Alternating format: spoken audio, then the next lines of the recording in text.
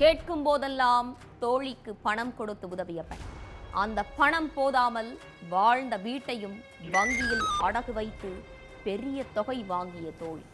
ஒரு கட்டத்தில் வங்கியில் இருந்து பணத்தை கட்டுமாறு அழுத்தம் வந்ததால் உற்ற நேரத்தில் உதவிய பெண்ணின் நகைகளை பறிக்க தோழி தந்திரம்.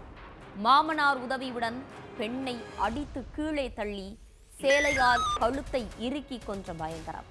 3 ஆண்டுகளுக்கு முன் நடந்த இந்த கொலை வழக்கில் தற்போது நீதிமன்றம் தீர்ப்பு.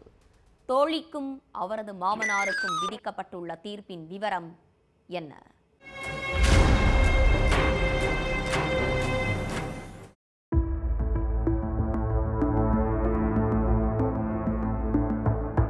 வீட்டை விட்டு வெளியே போன ஜோதிமணி ரொம்ப நேரமாகியும் வீடு திரும்பல. கடத்தெரு, சொந்த பந்தங்களோட வீடுன்னு பல இடங்கள்ல ஜோதிமணியோடைய கணவனும் மகளும் தேடி பார்த்திருக்காங்க. அதையடுத்து போலீஸ்ல கம்ப்ளைண்ட் கொடுக்கலாம்னு கணவர் மோசஸ் மனோகரன் சொன்னப்ப நம்ம பழைய வீட்டுல போய் ஒரு முறை பார்த்துட்டு வந்துடலான்னு சொல்லியிருக்காங்க அவங்க மகள். அதனால பழைய வீட்டுக்கு போய் பார்த்திருக்காரு மோசஸ் மனோகரன். அப்போ மனைவி அங்க மர்மமான முறையில உயிரிழந்து கடந்த கோலத்தை பார்த்து ஷாக் ஆன அவரு போலீஸுக்கு தகவல் கொடுத்திருக்காரு. அதுக்கு பிறகு அங்க வந்த போலீசார் அக்கம் பக்கத்துல உள்ளவங்க கிட்ட விசாரிச்சிருக்காங்க.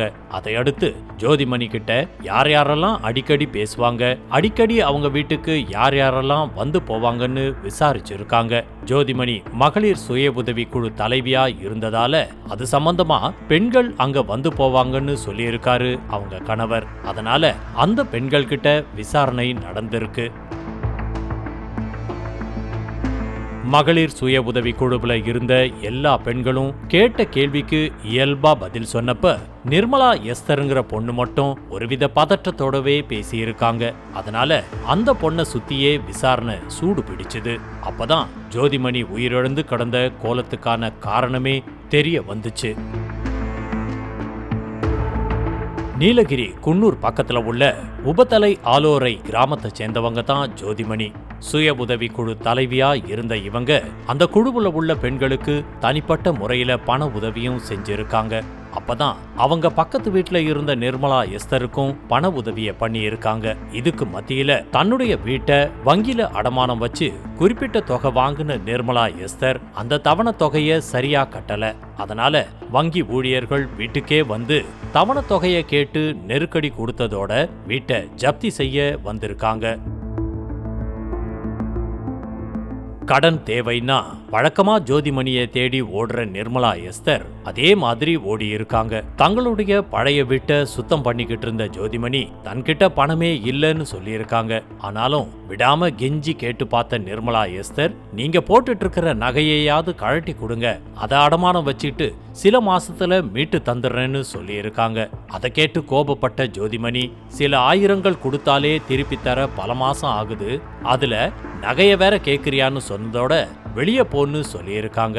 வீடு ஜப்தி ஆகிற கண்டிஷன்ல இருந்ததால வில்லியா மாறிட்ட நிர்மலா எஸ்தர் தன்னுடைய 75 வயதான மாமனார் மணிய கூட்டிட்டு போய் ஜோதிமணிய அடிச்சு கீழே தள்ளி இருக்காங்க. அதையடுத்து கொட்டகையில கிடந்த ஒரு சேலையால ஜோதிமணியோட கழுத்தை நெரிச்சு கொன்னுட்டு 2 பேருமே அங்கிருந்து வெளியே போயிட்டாங்க. அதையடுத்து எதுவுமே நடக்காத மாதிரி வீட்டுல போய் இருந்துட்டாங்க. ஜோதிமணியோடைய சொந்த பந்தங்கள் எல்லாரும் அவங்கள தேடுறப்ப கூடவே சேர்ந்து நிர்மலா எஸ்தரும் தேடி இருக்காங்க. ஆனா அடுத்த கொஞ்ச நேரத்திலேயே அருவங்காடு போலீசாருடைய கிடுக்கிப்பிடி விசாரணையில நிர்மலா எஸ்தர் தான் கருப்பாடுன்னு தெரிய வந்துருச்சு. அதுக்கு பிறகு மாமனாரையும் மருமகளையும் ஜோடியா கம்பி எண்ண வச்சாங்க போலீசார். இந்த சம்பவம் நடந்தது 2022ல. கடந்த 3 வருஷமா ஊட்டி மகிழா நீதிமன்றத்துல இந்த கொலை வழக்கு விசாரணையில இருந்துச்சு.